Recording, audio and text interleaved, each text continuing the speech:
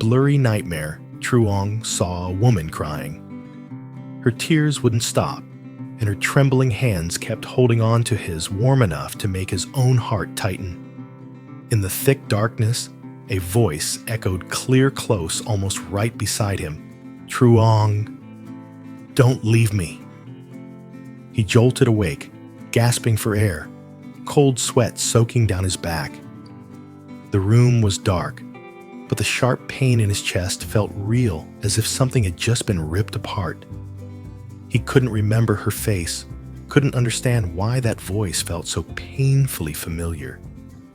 Could his memories be trying to return? And was that woman Tieu, the one who has been waiting for him all this time? Don't look away. Make sure to like and subscribe so you don't miss the next twist. Night settled over the wild mountain range, and the wind howled through the tall palm trees like someone crying in the dark. The small wooden house tucked against the hillside disappeared into the thick fog. The dim oil lamp made everything look even colder. Inside the tiny room that barely fit an old bamboo bed, Truong lay still. His face was pale, his breathing uneven. The thin blanket on his body trembled every time the wind slipped through the half-closed wooden door.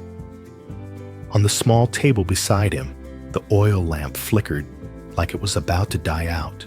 No one knew tonight was the night his memories would start to move again. Cold sweat slid down his temples. His eyelashes twitched. His hand gripped the edge of the blanket, as if something precious was slipping away. In his dream, he stood on a lonely mountain road under a violent downpour. Rain slapped against his face, sharp and blinding. He could barely see anything ahead. The wind screamed past his ears.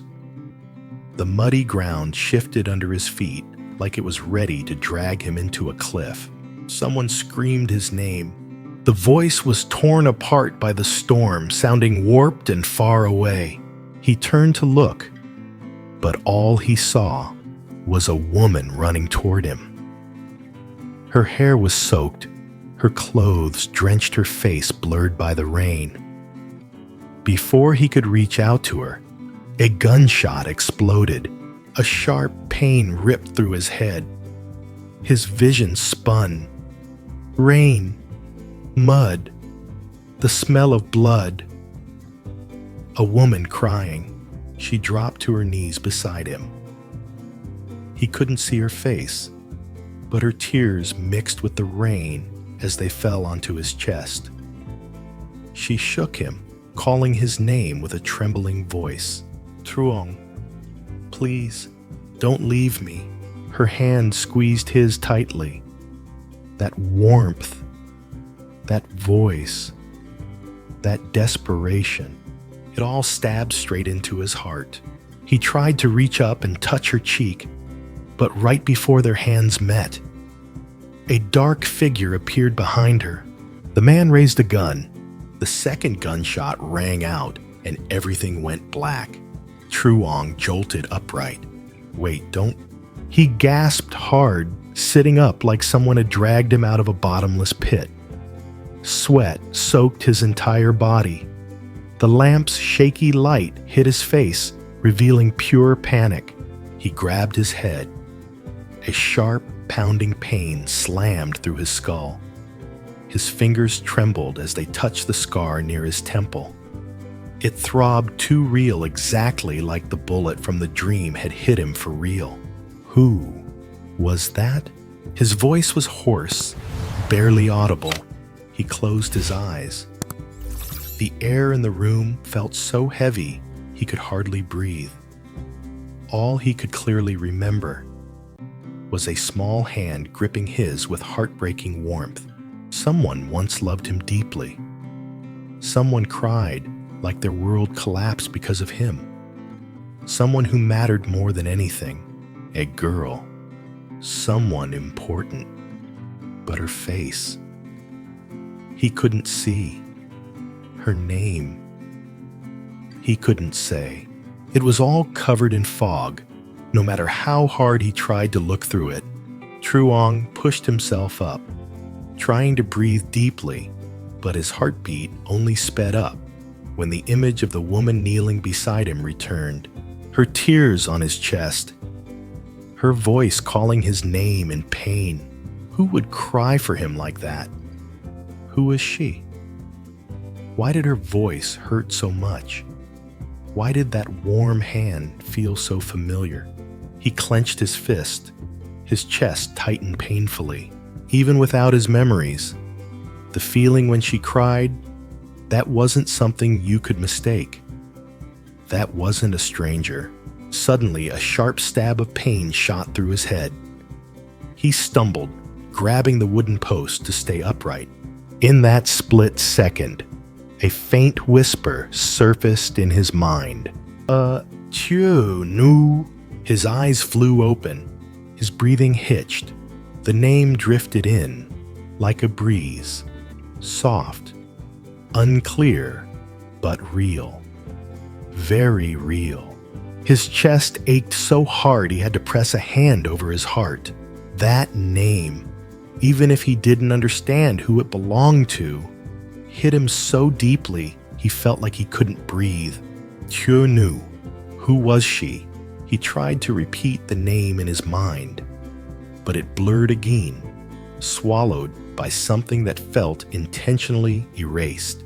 He stood under the porch for a long time, staring out at the dark mountain range stretching endlessly ahead. A thought burst into his mind. Was the woman in his dream Tieu? And if so, who was she in his life? The next morning, the sun slowly rose over the hillside, casting a soft golden light across the old roof tiles and the yard still wet with night dew. Drops of water on the palm leaves sparkled, and the early breeze carried the smell of damp earth and fresh grass into the small kitchen. The rooster crowed, followed by the familiar sounds of pots clinking firewood crackling and Truong's mother shuffling across the dirt floor. In the kitchen, Mrs. Hai was lighting the fire to cook breakfast. The glow from the flames brushed across her wrinkled face. She looked calm, but her eyes couldn't hide the quiet worry she carried all night. She had heard noises on the porch, footsteps, heavy breathing, then long silence. She knew her son couldn't sleep. She knew the wound hadn't just left a scar. It left nightmares that came without warning. Just as she ladled the porridge into a bowl, she heard the bedroom door open. Truong stepped out. He didn't look as shaken as he had the night before, but he was pale with dark circles under his eyes. His shirt was wrinkled, his hair messy, like he had only gotten bits and pieces of sleep. His mother looked up, concerned. "You're up last night. I heard you walking outside. Another nightmare, wasn't it?" Truong paused for a few seconds. He was clearly hesitating. His eyes showed confusion, fear, and something else he couldn't even name. Finally, he sat at the wooden table. "Yeah. Mom, I need to tell you something." His voice was low and a little shaky. Mrs. Hai set the bowl down and pulled a chair beside him. She knew whatever he was about to say mattered. Since the day they found him injured, this was the first time he wanted to talk about his memories. "Go on, son. I'm listening." Truong took a deep breath. "Last night, I had a strange dream." He looked down at his hands, gripping each other like he was afraid they would tremble.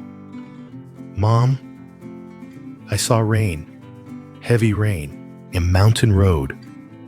I was standing there, and someone was running toward me."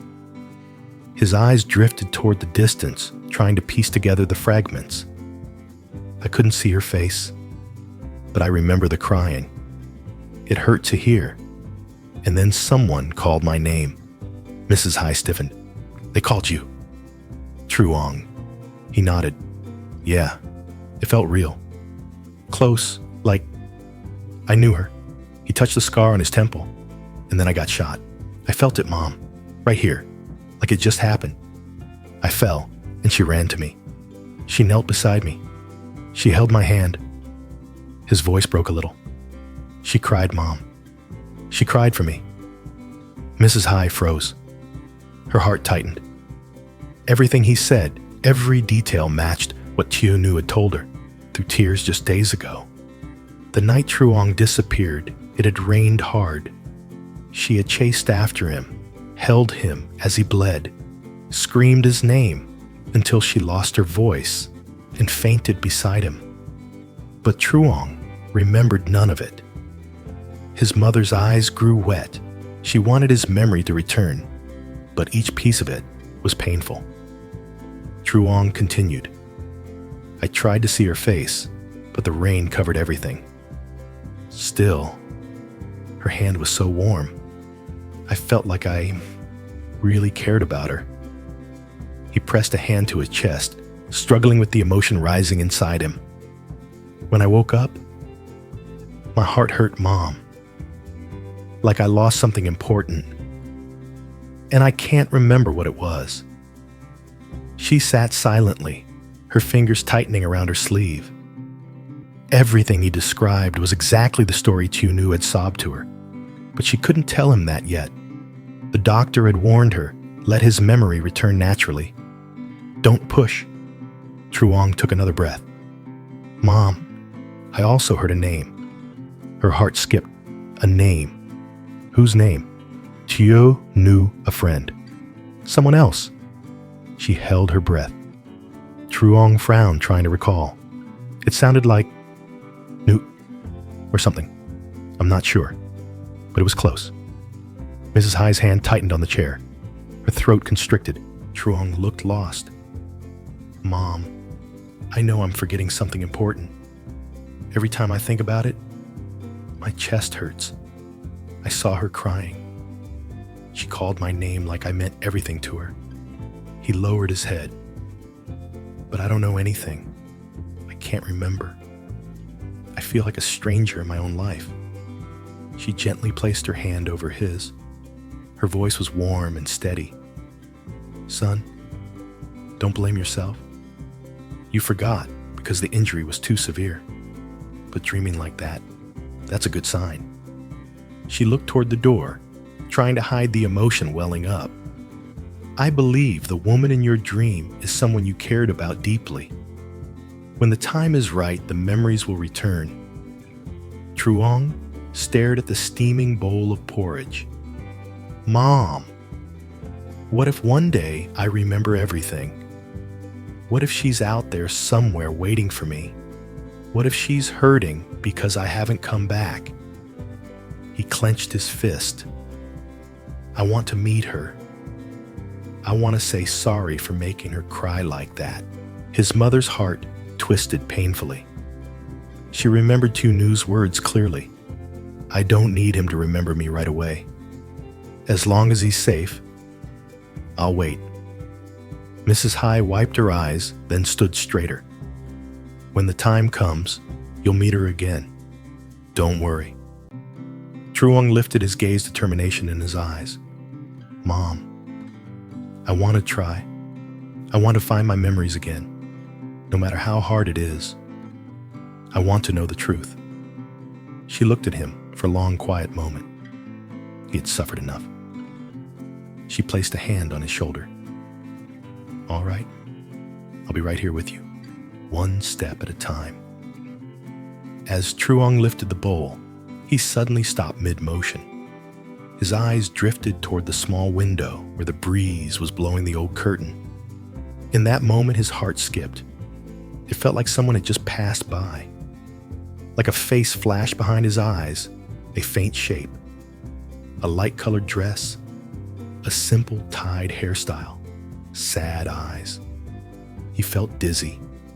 His hand moved instinctively to his chest. What's wrong? His mother asked. He shut his eyes, breathing fast. Mom, I just saw someone clear as day. A woman. Mom, I think. He opened his eyes, bright, almost excited. She's close. Somewhere nearby. Mrs. High froze. You're sure? I don't know why. But my heart is telling me so. She slowly turned her gaze toward the distant hill, the one with the unfinished wooden house where Tieu waited every day. She understood. The moment had finally arrived.